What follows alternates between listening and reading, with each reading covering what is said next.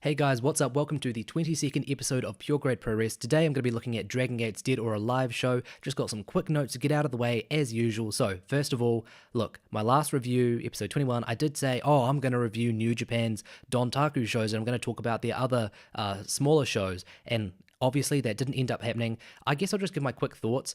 Some of the individual matches across the smaller shows, they were pretty decent. I enjoyed the tag match between Roppongi 3K and Shingo and Bushi. I also thought that Ishimori versus Dragon Kid on the first night of Dontaku, I thought that was amazing. That's like immediately in my top 10 matches. It might even be like my top 5 ranked match for this year. And then obviously the next day we had Okada versus Sonata, which, I totally understand people hating. For me, it was a good match. I gave that 3.5 stars. I totally understand why people detested it. I also thought that Ishii versus Evil was getting massively, unnecessarily overhyped. I'm annoyed that this is a Dragon Gate review and I'm starting it off reviewing New Japan. I'm just trying to get that out of the way for those people who are interested, like, where's your Dontaku review? We listen to you for the New Japan stuff. So yeah, just wanted to get that out of the way.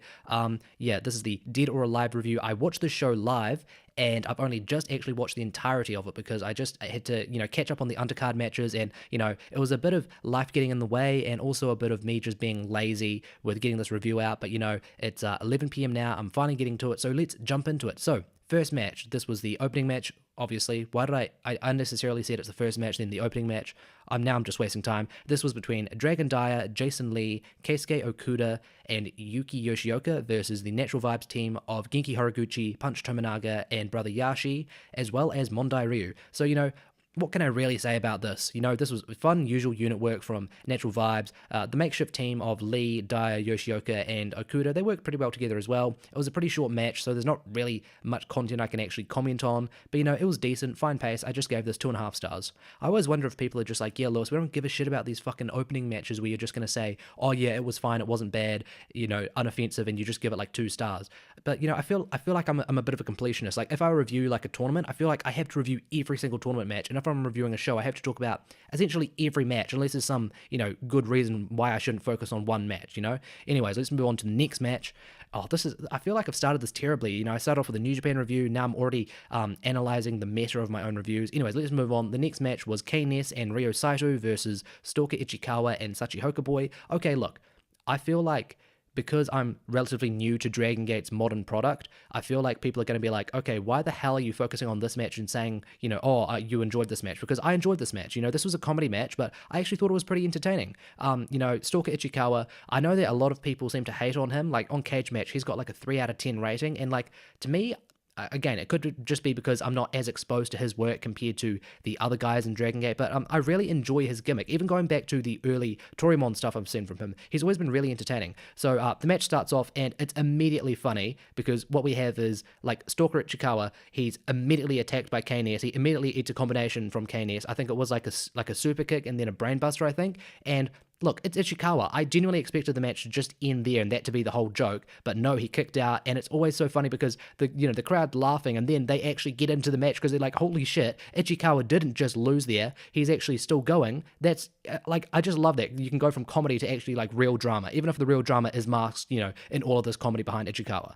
And the match was never like a good technical match, but I actually still managed to enjoy all of these comedy spots involving Ichikawa, as well as some of them involving Sachi Hokaboy. So yeah, Ichikawa's comedy moments, they just came out pretty soon after he got that near fall, almost had the near fall, what am I trying to say, when he was almost pinned by K-Ness.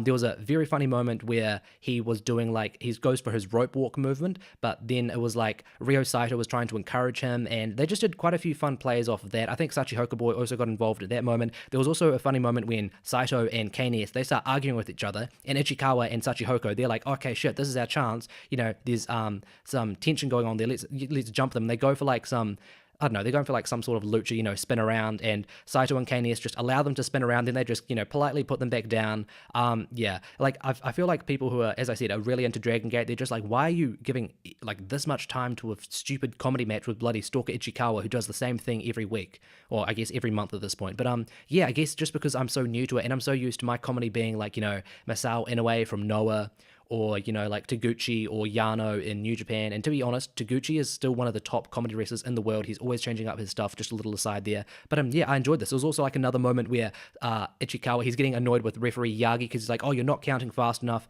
And then just as he's, being all distracted, Saito rolls him up, and then Yagi goes for his incredibly quick count that he'd just been convinced by Ichikawa to employ.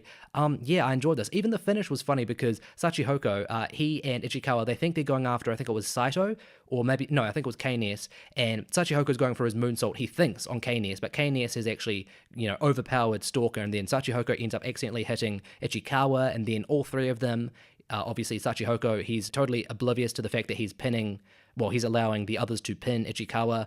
Yeah, I probably spent way too much time on that match, but it was so fun. It's such a cute little match. You got Ichikawa, gosh darn it, he tries his best, and he may be a joke, but he's a heartwarming joke, I gave this 2 3/4 stars, so it's not like I'm going, this is 4-star matches because I enjoyed the comedy, because I still have to admit, okay, this isn't the Dragon Gate style, this isn't the Dragon Gate level of, crazy match. Obviously, we're going to see later on, and I'll get to that match eventually, but yeah, I enjoyed this. What else can I say? I won't say anything else, in fact, because I've spent way too much time on this. Let's get on to the next match.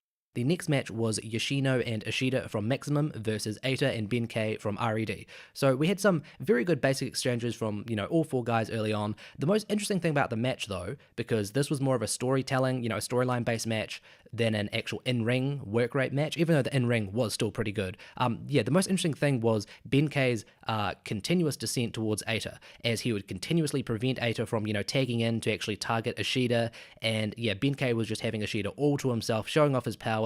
And I also love that Benkei, he just looks so effortless as he's just destroying Yoshida with like these power moves and strikes, and it's because he's trying to show, hey Eita, I'm not letting you get this guy, and hey, I've got him myself, but I don't even care that much about him. So it's sort of like Benkei, he's not only taking a dig at Eita by not letting him in the ring, but he's also showing, he's also having a dig at Eita by saying, even, I have the position that you want, Eita, and I'm not even making the most of it. That must make you so jealous.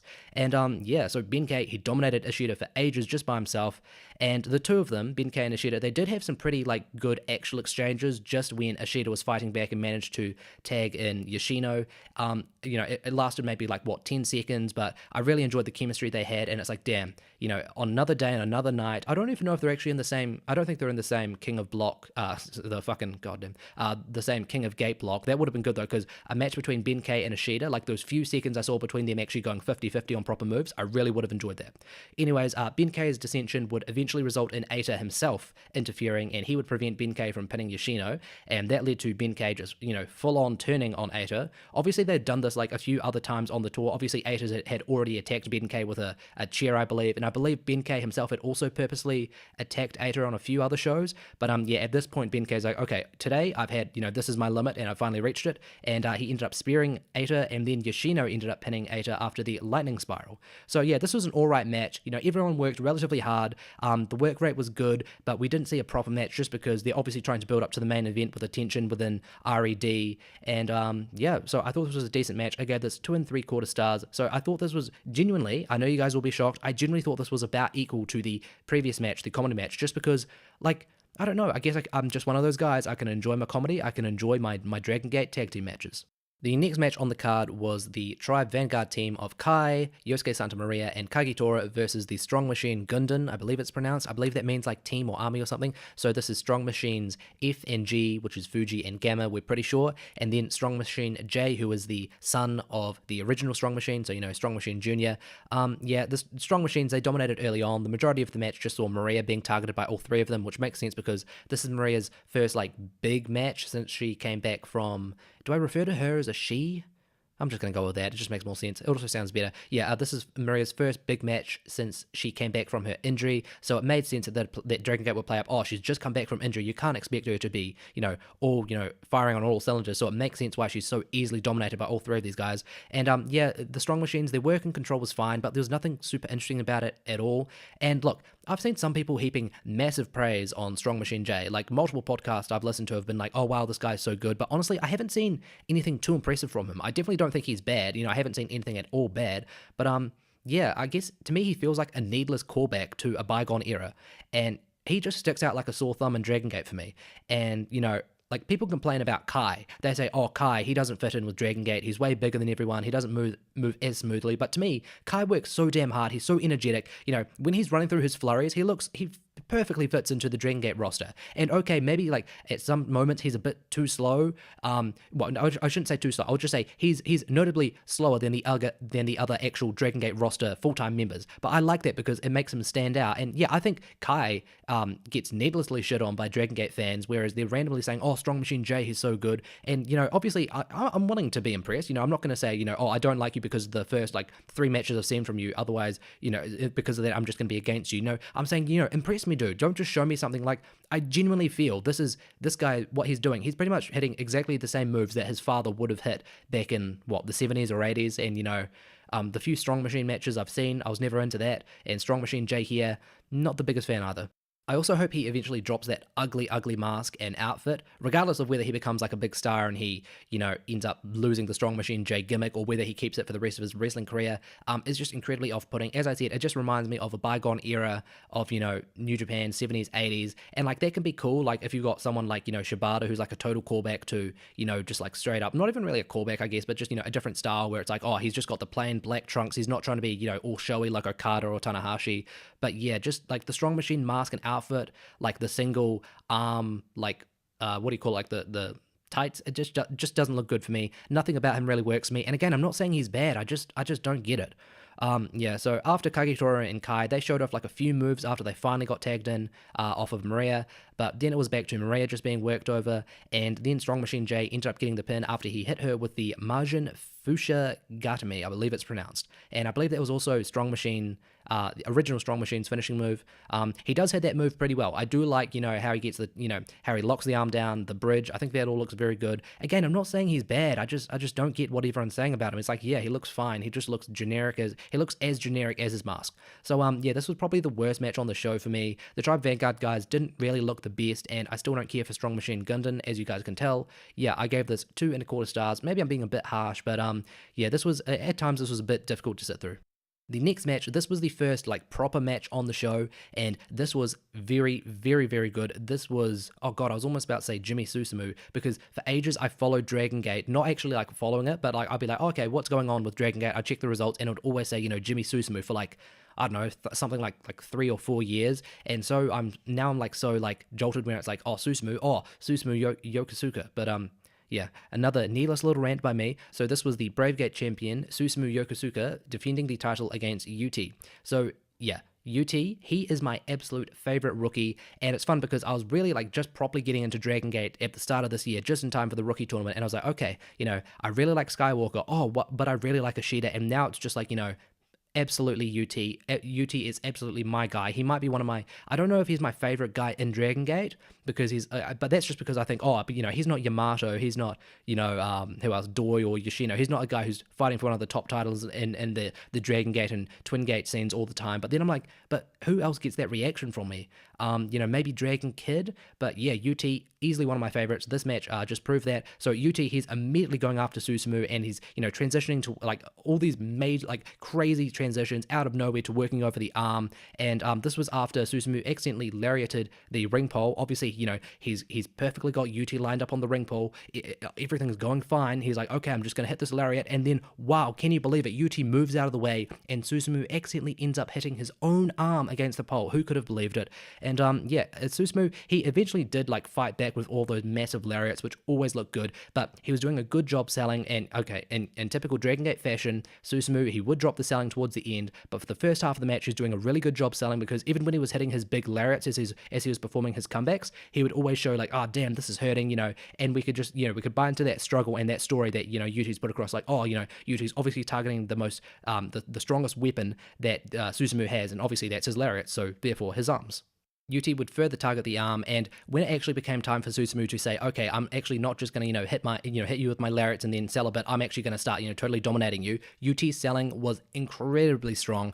It was just showing like how seriously Susumu's strikes were rocking him, and the power moves were crazy as well. Like there were quite a few impressive, like I'd say like health risking bumps that UT took from the top rope. I believe one he took, I feel like I don't even want to say because I feel like I was wrong, but because I don't even remember the move itself. I just remember like UT's like totally like glazed over shocked expression, and just like the way he bumped, just like almost bouncing as he hit the mat. The match was, it was like, I guess it was a bit slow for the first 10 minutes, but then the final 5 minutes, we were just getting some like crazy stuff. Obviously, we got the continuity with, Susumu's strikes continuing to lack proper impact, and this is allowing UT to make a few comebacks, and then UT is getting some crazy close near falls, and he just manages to survive like, crazy lariat, one after the other, and there were like a few moments where I was like, okay, the match is totally over, and then no, UT just keeps kicking out, and there are moments where you're sort of testing the waters, where you're like, okay, I can see the ref is counting. I can see that,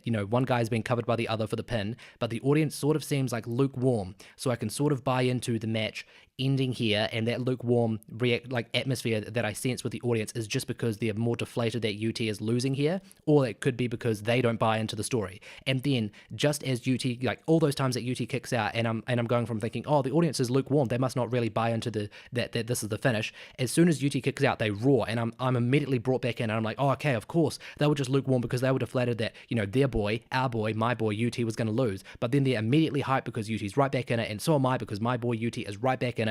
And obviously he did end up falling, but like, I obviously got to give props to Susumu. His offense looked fantastic, and UT just made it look even better just with how crazy he was like selling and bumping his ass off. He even got busted up at some point, and I don't know how it was. I believe he was busted up from the nose, and you couldn't really see it just like if you were in the audience, which is a shame because, obviously you don't want to actually injure each other, but look, hey, if you've got blood in a wrestling match, you should make it as visible as possible without, putting yourself or your opponent at risk in, whatever possible way, just because that just visual, it just adds so much. Like, I'm never going to forget the fucking image of Shibata as he's, turning to the camera, sort of like smiling as that blood drips down his face after what was it? That must have been was that the Okada match or the tag match against the Noah guys? Either way, I don't even remember what match it was, but I'm going to remember that visual. And, look, if you've got blood in a match, just, put it to the forefront. You need to focus on those things.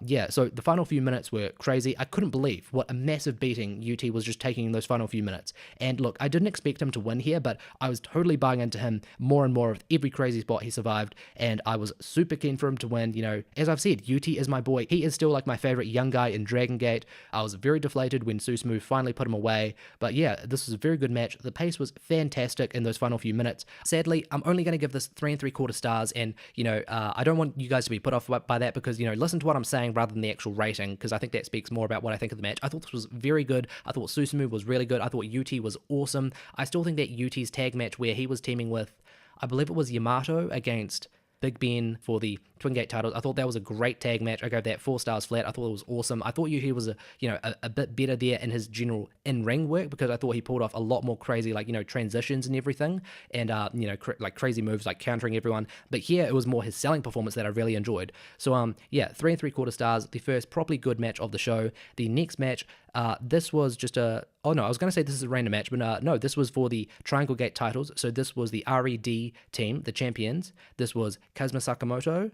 Oh, God, I always forget Yoshida's. Oh, wait, is it Takashi Yoshida? I always forget his first name. I'm just going to go with that. Takashi Yoshida and Yusuke Kanda? God, I forgot Kanda's first name as well. I think it's Yusuke. And so those champions, Sakamoto, Yoshida, and Kanda, they were defending their titles against the Mochizuki Dojo team of Masaki Mochizuki, Hyo Watanabe, and Kota Minoura. What made this match really fun, and what I didn't realize at the time, because it would actually play into the outcome of the main event, was just watching Mochizuki direct the dojo boys, Watanabe and Minoura, as he's, telling them what to do. He's like, okay, Watanabe, you go hit this move, Minoura, you do this, and he's, trying to direct traffic, saying, okay, you guys go this, do this, follow my orders, and it's establishing Mochizuki as, this was a unit he didn't really himself want to establish, I believe. I've read that the storyline is the rookies, they were like, obviously being trained by him, and they were like, hey, why don't we just, form our own unit, and Mochizuki sort of begrudgingly took on the role. And it's cool, sort of, oh, he's grown attached to these guys, and that's why he's trying to lead them, and that's why when they're all working with their their three-way offense, all three of them attacking at once, you buy into that story, because it's like, oh, Mochizuki, he didn't want to be there, but now he's really embraced the role, he's really grown up, he's really embraced these guys, he cares for them. And obviously that would end up playing into the outcome of the main event, with Watanabe leaving the Mochizuki dojo. And it's sort of like, oh damn, you see clearly just how much Mochizuki cares for this unit that he's sort of been forced into, but he now embraces. And then Skywalker sort of, I guess, betrays him in a sense. And so a bit of emotional payoff there. So yeah, if I actually go to the match itself, I found the RED champions, they always have pretty solid tag team chemistry as well. For some reason, I seem to be one of the few people who actually enjoys this team's mixture of strength and brawling, and also they do actually have the usual Dragon Gate formula of run-on sequences. They have that down, like people like to say, and even I do myself point out, that they always brawl. And I get it, okay, you're a Japanese team, a Japanese heel unit, you have to brawl because you got to get your heat and blah blah blah. But I generally also think at the same time that these guys, they perform the car crash style really well. Obviously you're not going to see the sort of same stuff you'd see from Doi or Yoshino or Yamato, or even Park, who's also in RED. But I think they have like nice power. Like Yoshida on his day, he has some fantastic strikes. I also just think he's incredibly charismatic, just because he always shows so much energy, and how he's screaming and pulling all these facial expressions. I totally get some people don't appreciate that. I guess I just do. Kanda, I also think Kanda's a bit underrated. I get that he doesn't really come off as having much of a personality outside of just, I'm gonna smirk and maybe laugh at you. But I generally think his offense all around is pretty good. I was gonna say I've never seen a bad Kanda match. Obviously I have, but I think there's a lot of his matches that he's in where he's not the focal point, but whenever he's in there, he always works really well. I've never seen him, he himself bring down a match, and that I totally know this is going to be sacrilege to some actual, like long-time Dragon Gate fans. They'll be like, what the fuck, you haven't seen, Kanda, like you think Kanda is good? Okay, even though we disagree with that, you should see his stuff from 2 years ago or whatever, where you have to admit he was terrible. And look, I'll just say, I've been going through the Torimon archives, and I think Kanda was, he was pretty decent as a youngster, as a rookie, and seeing what he's done, these last 6 months I've been actively following Dragon Gate, I think he's decent. So the match itself was, it turned into just a decent triangle match. Sorry, a decent triangle gate match. It also does help that Yoshida and Sakamoto, they're so needlessly comical a lot of the time. So like you have that fun juxtaposition, because they're acting so, joking, and, they're not like, they themselves are trying to be, monstrous and everything, and, oh, we're bad guys, but then they actually, obviously to the fans come off as a bit of a joke, and then they actually have a pretty decent offense, all these power moves. So I like that, because you've got the shock of, and also the actual comedy itself value, and then you actually have these guys, oh, that strike was pretty good, that power move is pretty good. So I also like that. The match continued being super fun. We're seeing the, very energetic, passionate work from Watanabe and Minoura, as Mochizuki, as I said, he's guiding them. He is getting in a few spots, but the most interesting parts of the match, I would have to say, were from Watanabe and Minoura. Even if their technical work, like, I don't mean like, technical wrestling, but even if like the actual technique of their moves was sometimes a bit off, and maybe Yoshida and Sakamoto were more, polished with their actual offense, I just, I find it endearing watching these, young guys, going after their mentor, trying to impress their mentor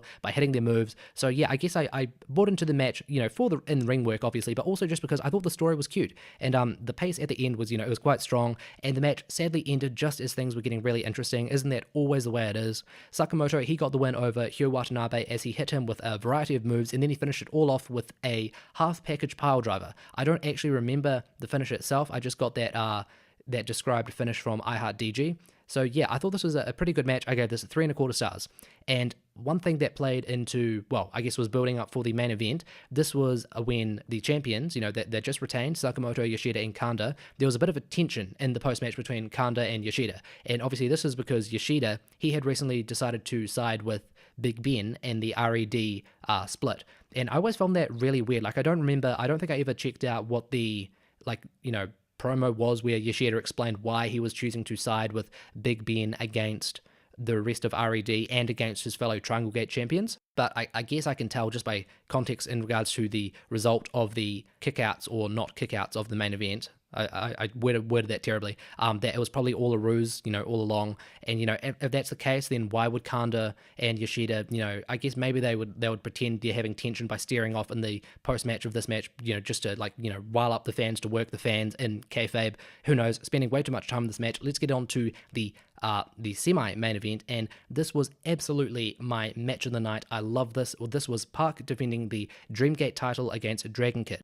Okay, so first of all, I just have to point out how it is not just pretty stupid, it is very stupid how this match was set up. So this was set up because Park, he went on Twitter and he simply picked his opponent and outright said, I'm picking Dragon Kid because he's an easy opponent. And okay, not only is that, I get he's a heel, but the fact that you're not even building up your opponent, you can be a heel, and act heelish towards the babyface opponent like Kid without just bringing him down, saying, oh, he's not even good. Maybe you can debate, okay, yeah, you're just being worked, Lewis, but yeah, I don't like that in the build up to a match, and I also just don't like the fact that this happened on Twitter, and I checked, and I don't think there was any bit where it's Kid, he got a win, he got a pin over Park or anything. So, yeah, I didn't like that, but everything else about this match, I loved. These guys, they obviously started slow, but they intermittently threw in a few decent spots and impressive exchanges, every now and then, and Park, he was clearly established as the dominant champion, and, he took control for the majority of the start of this match, and he hit Kid with, a lot of aggressive, impactful attacks, and he was just showing off his general arrogance, and, at the start of the year, I was thinking, okay, Park, he looks to be on cruise control, he's probably just waiting to drop the title, and then he can go off to AEW, but he's really impressed me since then. I thought the KZ match was awesome. I thought the Skywalker match was pretty good, but, a bit overrated. And, he just continued to impress me here because, just the physicality and the athleticism and acrobatics, they're all down perfectly, and just the way he carries himself so damn confidently. He has so much conviction for his, bastard character. I just love that. And Kid, he ended up actually being forced into the control position after both guys, they had to improvise after there was a really awkward botch. And I believe it was when Kid, he was coming off the ropes, and I believe that Kid thought he was going to run past Park, and after the next moment they came off the ropes,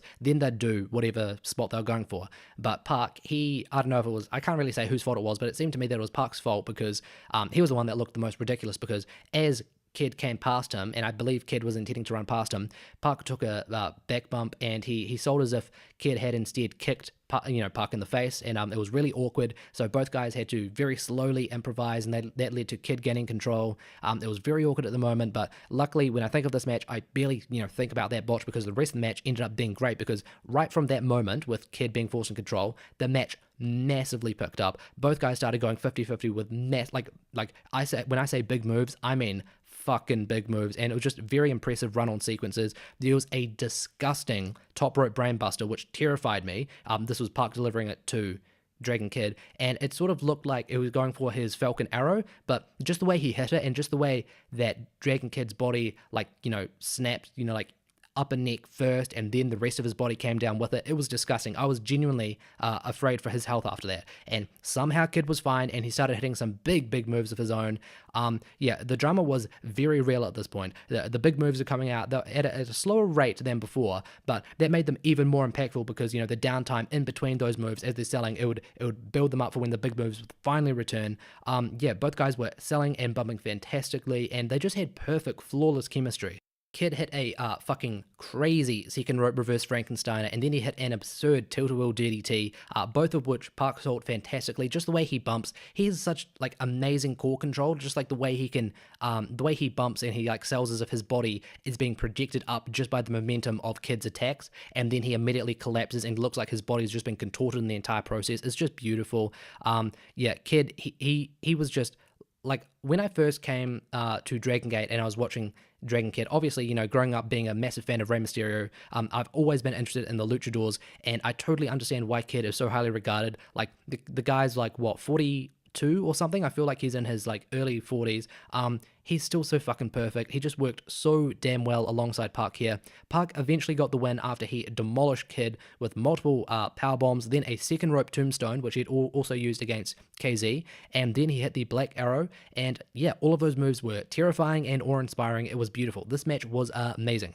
It didn't follow the usual structure of, Dragon Gate's big matches where it's, big moves immediately one after the other at a breakneck pace, but that's what I really enjoyed here, because all the big moves, all the spots and all the individual sequences, they got a decent amount of time to breathe, and that made the match feel much more natural. And it wasn't like, oh, we're just going for a spot fest. You hit your move, you hit your move, and no one's really putting in actual, selling or actual impact into the moves, and it just comes off feeling incredibly weak. Which is that's the main issue I have with matches like the big matches from NXT. It doesn't feel like a real match just because everyone's moving from spot to spot, and those spots, even though they're, I guess you can appreciate like a bit of the athleticism and a bit of the acrobatics, I just feel like because they're so quickly moving from spot to spot, they don't get proper impact on the moves, and the offense just looks weak. But that was absolutely not the case there. It also made sense why they had to be relatively slow in between these big moments, because the stuff they were performing was incredibly risky. So it also made sense from that point, because it's like, okay,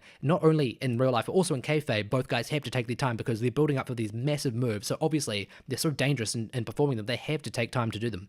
So there were a few moments where I would have preferred, to be honest, if both guys had sold a bit longer. Like I've just praised the selling and being like, oh, there's so much time in between spots. But there were moments where it was like, okay, Park, you just took this massive move. You probably could have sold for like, I don't know, another 10 seconds. And then when you did get back up, you didn't need to jump right back up into action as if, you've just been like totally reinvigorated. But like those few issues I had, they were just so minute in comparison to just the amazing athleticism, acrobatics, and just beautiful chemistry I saw. I love this match. I genuinely, and like I talked about the Susumu versus UT match, and I said I genuinely had like, maybe 3 or 4 moments where I was totally convinced the match was over. Here, I had genuinely, literally about like maybe 10 moments where I was like, okay, I'm gonna go get some food, get ready for the next match. Holy shit, this match is still going. The near falls were fantastic. They got me like 10 times, and that is the mark of a fucking amazing match, which this was. I think this has also jumped into my top 10. The last like 2 shows I've done, I've talked about so many matches that have made it into my top 10, but genuinely this was an amazing match. This would have been my match of the weekend if it wasn't for Ishimori versus Dragon Lee from New Japan's first night of the Dontaku show. I thought that was amazing. These were both pretty neck and neck. I gave both of these 4.25 stars. I just thought Ishimori versus Dragon Lee was a bit more crazy, and even though I have praised the pace here of Park versus Kid, I also thought that the faster pace of Ishimori versus Dragon Lee in the like final 10 minutes of that match, like even though I've just said, I like the slower stuff, I just thought that they did the breakneck pace so fantastically there that I just enjoyed that a bit more. But look, I don't want to talk about New Japan. Obviously, I can totally imagine being a non-New Japan fan of Pro, and then hearing this guy, oh god, he's talking about fucking New Japan when he's trying to review these other promotions. But my point being, I love this match. This was absolutely, undeniably the match of the night for me. I love this. 4.25 stars, totally into my top 10. The next match was the Dead or Alive unit versus unit match. This was, well, I say unit versus unit. What I mean is, you got the representatives of the units, and then it's the units versus themselves as well as each other. So this was Mochizuki versus Yamato versus KZ versus Skywalker versus Shimizu. So some pre-match notes. The loser of this match must kick out a member from the unit, but the other wrestlers who grab a flag are likewise able to kick out a member from their own unit if they wish. And so the most obvious unit tension was with RED and Maximum. So RED, they had a split faction of Shimizu, Benkei, and Yoshida versus Eita, Park, Sakamoto, and Kanda. And I think that's all of RED. I can't think if there are any other members. If there are, I can't think of them. And then Maximum, they also had tension with all of the Maximum members against both of Kid and Doi. And Kid and Doi, they likewise had major issues between themselves. And there were some teased issues between Yamato and Yosuke Santa Maria, and I half expected those to flare up during this match because they were, to be revealed as actual tension rather than just, joking moments, because it was like Yamato, he was always joking, oh, if we do lose, we'll just kick out Maria, and Maria was like getting angry at Yamato, and half of me was like, oh, maybe they're trying to play it off as a joke, but really it's going to be revealed as an actual issue. Thankfully, they didn't do that. Natural Vibes, Tribe Vanguard, and Mochizuki Dojo, they all appeared, pretty harmonious, but that made me even more suspicious that they would swerve us and one of those units would suddenly have someone kicked out. And I was personally hoping Tribe Vanguard and Natural Vibes would be safe because they're my 2 favorite units. If I had to pick one over the other, probably have to go with Tribe Vanguard. I wasn't as invested in the stories of RED versus RED, I guess, or Maximum versus Maximum, because even though there are wrestlers that I really, really enjoy in both units, as units, they don't really like, I don't get any emotional connection to them, if that's the right term. I get more of that from Natural Vibes with, KZ leading everyone and them, coming out doing their cute little idol dance, as well as Tribe Vanguard, who've lost all these members, and, they work so hard. They have so many amazing members in their team. So, yeah, those are my two teams I was going for. So now let's get into the match itself. So everyone decided that they were going to go after Shimizu early on, and this allowed Shimizu to tank everyone and show off his power. Then we pretty quickly moved into the 5-man run-on sequences, and they were all pretty fun, and there were plenty of short-lived partnerships, which kept the in-ring work very interesting because we're constantly seeing, all these various pairings between all the, different partnerships that are, cropping up, and we're also trying to figure out what direction the match will actually go, because it's like, oh, okay, these two are working together against this guy, but then they're turning on each other, so, what's actually going to be the result, and what's actually going to happen when the flags are finally able to be grabbed. And the match massively picked up. I feel like I always say the term massively picked up, and that's probably a bit of an overstatement here. The match did just, generally pick up. It picked up to a decent degree once the flags were finally able to be grabbed, and I think this was just like an announcement was made over the speakers, and it's like, okay guys, you can grab the flags. And so then they started climbing the cages, and then that was also when the units were allowed to get involved, and I really enjoyed this. It was very, very funny just watching all these crazy weapons and instruments all over the place, and all the attempted flag grabs. They were very crazy just because there are so many guys on both sides of the cages. We've got 5 guys inside, and then we've got like maybe even 20 guys outside, and they're all trying to interfere with each other. And we've got lots of entertaining spots as, certain units, they're trying to work with their own representatives within the cage, or they're trying to attack another representative from another unit within the cage.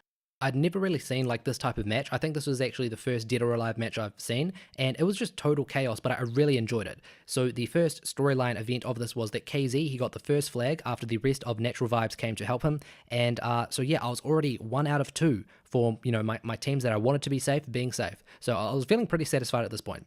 Then at one point, Hyo Watanabe, he ran out and he was dressed as Yosuke Santa Maria, and I've seen people call him, Hyosuke Santa Maria, and he helped Yamato, take out Skywalker in order to grab a flag. So there was another, incredibly entertaining spot, just randomly seeing Santa Maria's music play, and Santa Maria's, she's in the cage and she's like, huh, but I'm here. And then it's fucking Hyo Watanabe and Drag running out to help his team. Yeah. Then we had some 3-way exchanges between Yamato, Shimizu, and Doi, and they're all pretty good, and unit attempts to knock everyone off the cage, they were still pretty entertaining. Then at one point we had BB Hulk return, but with his dark side, and that was a massive surprise, though I did notice that Dragon Gate had actually promoted his new Twitter just the other day, so at the back of my mind I was sort of like, maybe Hulk's going to return on the show, and he did, and sadly, he didn't actually get involved in the match. I guess I say sadly, but I wouldn't really have wanted that anyways. But yeah, so, and he hasn't appeared on the King of Gate shows, so I guess he's still injured, but he just made a nice little cameo here, and it was cool because we weren't sure if he would actually help out Yamato or not, because, okay, yeah, BB Hulk's back, but he's Dark BB Hulk. So yeah, he came back in. Luckily, he did end up helping Yamato, and, Yamato got the flag, so there, my top 2 units were safe, and I could breathe a massive sigh of relief, and I could just, well, I guess for the time being, and yeah, I could just enjoy the final drama of Doi versus Shimizu.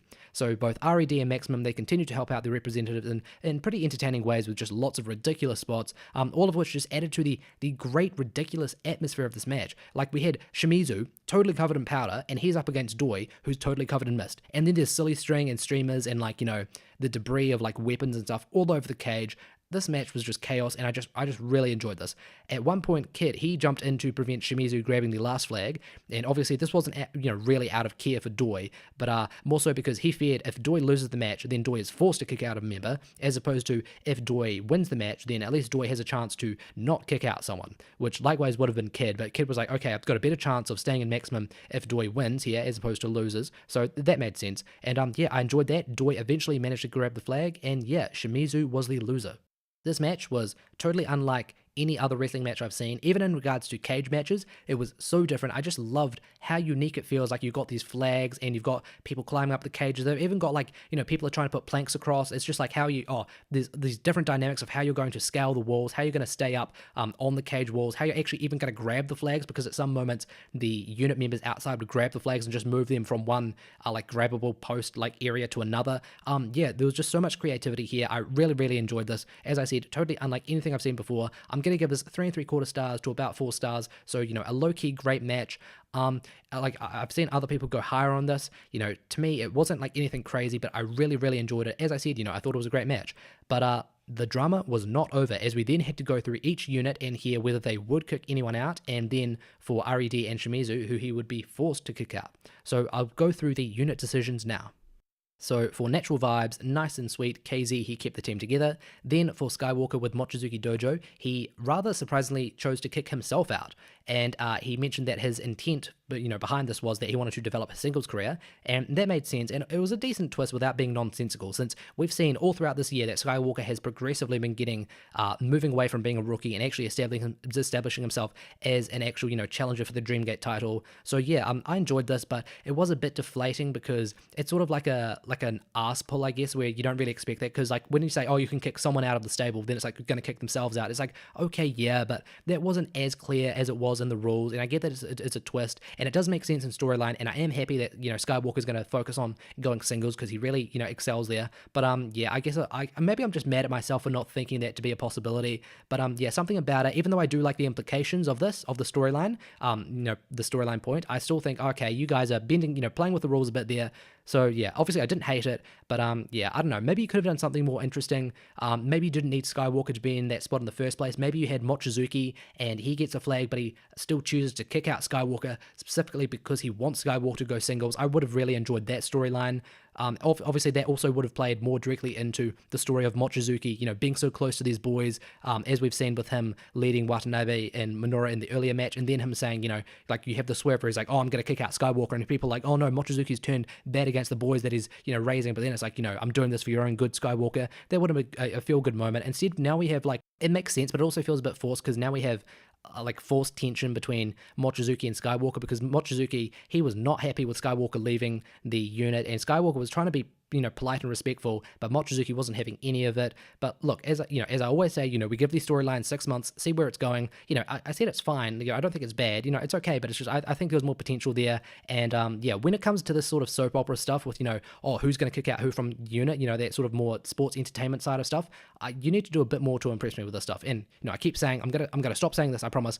Wasn't bad. It was fine. The next unit we had Yamato from Tribe Vanguard, and he chose to keep the team together just like Natural Vibes. So yeah, at this point, I could actually breathe a sigh of relief. My two favorite units, they're smart enough to stay together, and yeah, I was relieved. My two units, they're sticking together. My boys are all together. My individual groups of boys, they're happy. All's good in the world. Then we had Doi from Maximum, and he swerved us. He chose to keep Maximum together, not even choosing to kick out Kid, even though he could. And this made for a very random change of heart, given everything we'd seen between them.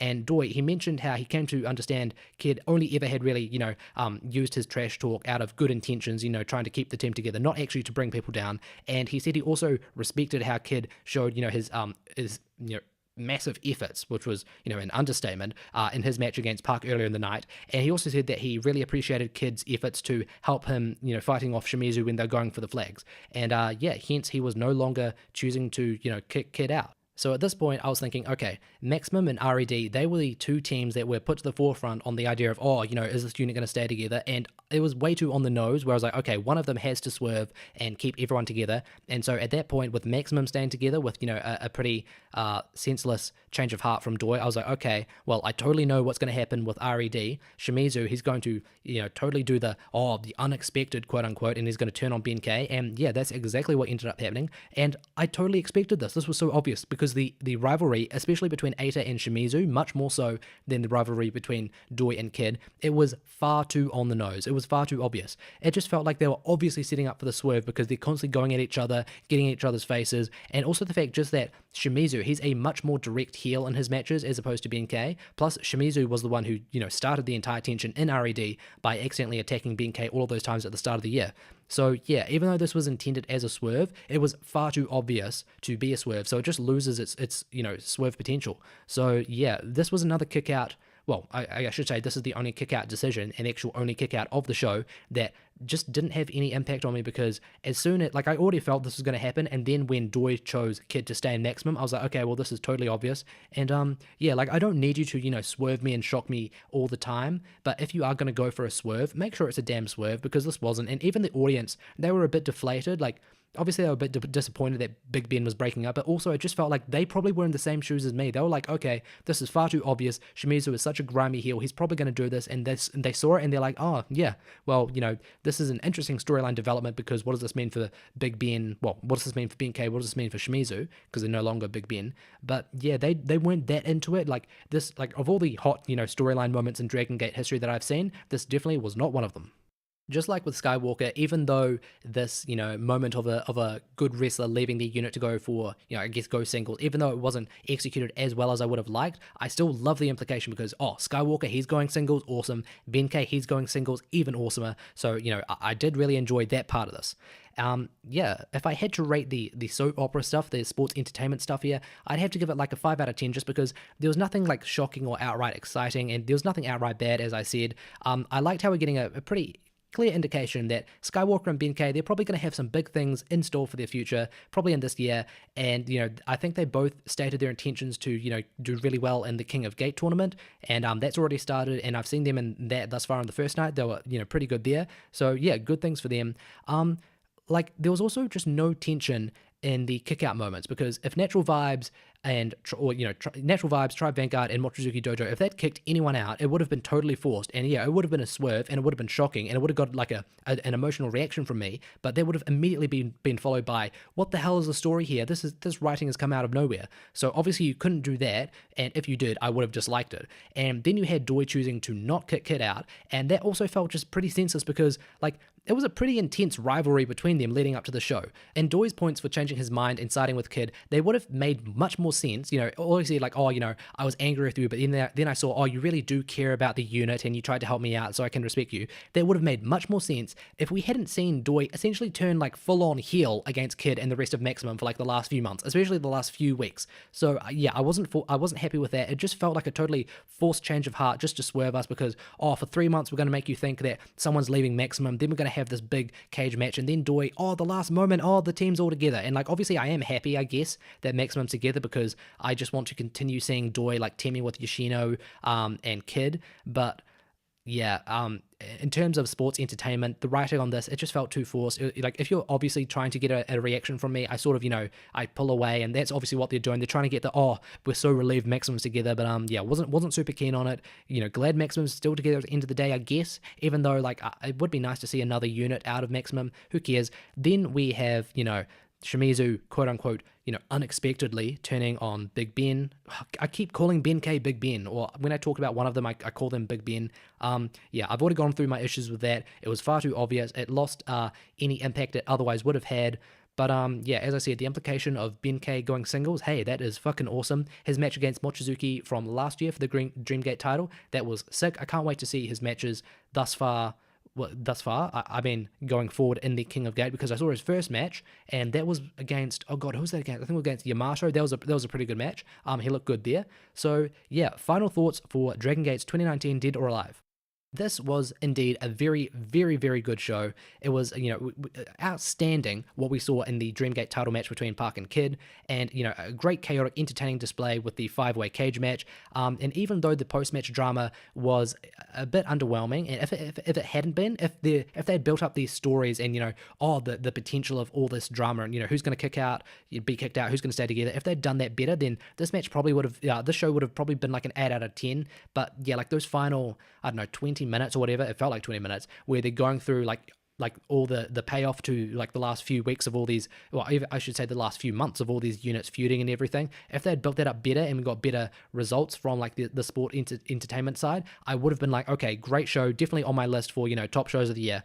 But because we also had apart from those 2 great matches, we also had the very good Susumu versus UT match. And look, if you watch that, you may go even higher on that than me, because other people I've seen certainly have. So yeah, this was a very good show.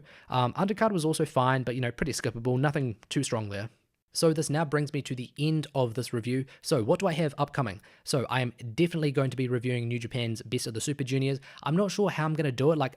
For the Champions Carnival, I'm still not sure. It's been a week since I uploaded that. I still don't know if it's Champion Carnival or Champions Carnival. But I don't know if I'm actually going to be reviewing the tournament in just like one singular episode, or if I'm going to go week by week, just because this is a relatively long tournament, and just because I know, I'll get the clicks if I review the best of the Super Juniors week by week. So maybe I'll do that. Maybe I'll be like, okay, I'll review like the first week of it where it's like, 1 to 5 days. Then, the second week where it's, 6 to 12 days or whatever. Maybe I'll do it like that. I also do intend on reviewing Dragon Gate's King of Gate shows. I don't believe all of them are making tape, but there are some amazing, match pairings that I really want to see. So I'm definitely going to watch all of the shows that make tape. And again, just because, actually I say again, but I actually mean to say in contrast to the best of the Super Juniors, where not only are not all these shows being aired, but because it's not, Dragon Gate isn't as followed as New Japan, I might, tie all of these up where I just review the King of Gate shows all at the end once the semifinals and finals have aired.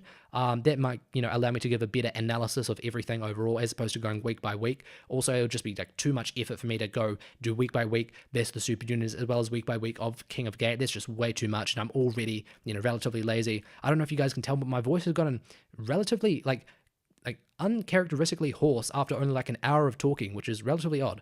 Anyways, I also did plan on reviewing Big Japan's Endless Survivor show, but then I also had to watch this Dead or Alive show first, and I still haven't seen the Endless Survivor show yet even, and I still haven't actually seen the rest of the Ikitosen Deathmatch Survivor tournament shows, whatever they're called. I've only seen the first night, and I really enjoyed that, but yeah, haven't seen the other matches, so I'm too far behind on Big Japan to really like convince myself, oh yeah, I've got to review the Endless Survivor show. I'm sort of rambling at this moment. I'll get this out of the way. Don't you guys worry. And then we also had Noah's Global League, and I believe the finals have just made tape. I watched the first night. I thought it was okay. They've uploaded a bunch of their matches on their YouTube channel. I've been checking those out. Some of them are good. The Global Tag League, I think I called it the Global League before. The Global Tag League is never really that good. Like some years they're decent, some years they're just straight out bad.